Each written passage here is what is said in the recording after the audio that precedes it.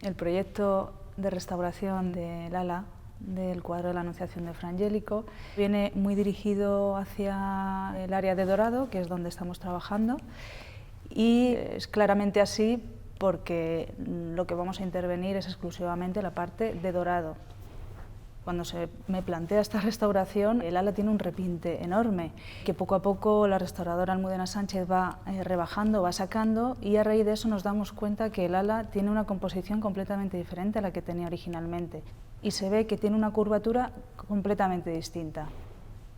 Me planteo una restauración viendo el conjunto, entendiendo la obra, pero principalmente acercándome físicamente, o sea, incluso hasta milímetros de la obra para poder entender la técnica que utiliza Fra Angelico, cómo lo desarrolla, cómo es el dibujo, cómo lo plantea.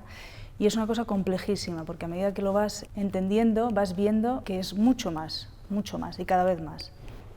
La eliminación del repinte es muy compleja porque tiene una restauración antigua que conocemos, de los años 40 aproximadamente, en la que está dorado y hay que levantar. Esa restauración tiene a su vez otra restauración debajo, no sabemos bien, en esta no tenemos tanta documentación, y esa restauración está un poco incisa incluso en la parte original del ala.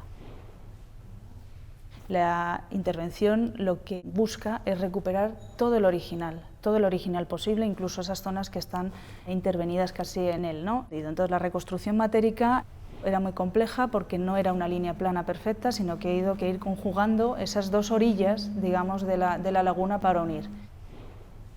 Llega a este punto, pues me planteé hacer como un estudio previo para entender cómo funciona y a la hora de aplicar la restauración ir de una manera mucho más directa, concisa y clara. Consiste en hacer un estudio sobre el dibujo de las alas, ver cómo funcionaban, cómo estaban construidas, cómo era el diseño de cada pluma que conforma cada ala y a su vez los detalles que tiene dentro de cada pluma. Para eso hicimos una plantilla 1 a 1 para sacar exactamente el dibujo, y en colaboración con el Departamento de Documentación Gráfica, en concreto con Víctor Raposeiras, hicimos una reconstrucción digital de cómo podría ser el ala, dibujando cada pluma para ajustarnos perfectamente y poder conseguir un patrón. Entonces, antes de intervenir directamente en la obra, se me planteó la posibilidad de hacer un prototipo, hacer una prueba no solo para el dibujo, sino también para ver cómo era la incisión. Esta era una problemática grande porque en todas estas obras la técnica del dorado es una técnica tradicional en la que, digamos, esos dibujos que plantea el oro con esas incisiones están hechas de una manera muy determinada.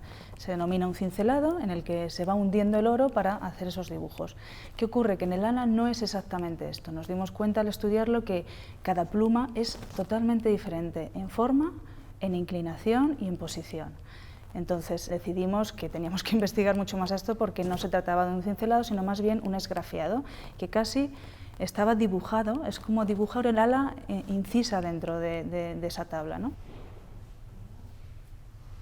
Así que decidimos hacer un prototipo, una tabla 1 a 1, con la misma estructura y los mismos materiales que íbamos a emplear en la restauración. Hicimos un traspaso de dibujo, un calco, exclusivamente con el espacio a restaurar, una reconstrucción matérica, bueno, pusimos estuco tradicional. Sobre ese estuco también hicimos pruebas de esgrafiado para ver la profundidad, la forma, el tamaño exacto, para ver cómo funcionaba y contrastarlo con la obra original. De hecho, realizamos algún utensilio específico con formas y con puntas específicas que nos daban esa profundidad y esa forma concreta. Bol, dorado, digamos, toda la técnica tradicional que lleva la propia pintura. Una vez que vamos avanzando todo esto, ya me decido a entrar en la obra. Todo el proceso que se había hecho previamente en el prototipo funcionaba aquí, así que pasamos a hacer el proceso exactamente igual, el traspaso del dibujo, el diseño del dibujo con el plumeado interior de cada plumita, el esgrafiado de las mismas, el bol para albergar luego el dorado y el dorado. Y una vez todo dorado se procedió al desgaste y al ajuste final del color. Esta parte también era muy compleja porque el ala de Fra Angelico lleva muchísimos tonos, muchísimos planos que están conseguidos a base de un barniz antiguo, se denomina Corla, que es un barniz muy específico y da una transparencia especial en el oro. Es, digamos, como un barniz con color que no opaca el oro y que deja traslucir el brillo natural que tiene esa lámina. Entonces teníamos que conseguir lo mismo, hicimos varias pruebas para conseguir una corla original, parecida, lo más similar, y con los mismos materiales también. Lo conseguimos, pero bueno, siempre hay que ir matizando con algunos tonos. Lo empleamos también en el prototipo para poder jugar y ver cuál era el color mejor, la transparencia, la densidad del mismo barniz, y después lo aplicamos directamente sobre el ala. La complejidad era extrema porque es tan sutil la pincelada que hay que dar y no puedes pasarte de pincelada porque opacarías, ni puedes dejarlo muy brillante, o sea, tienes que conseguir el punto concreto. Pero bueno, poco a poco fuimos avanzando y bueno, el resultado fue óptimo.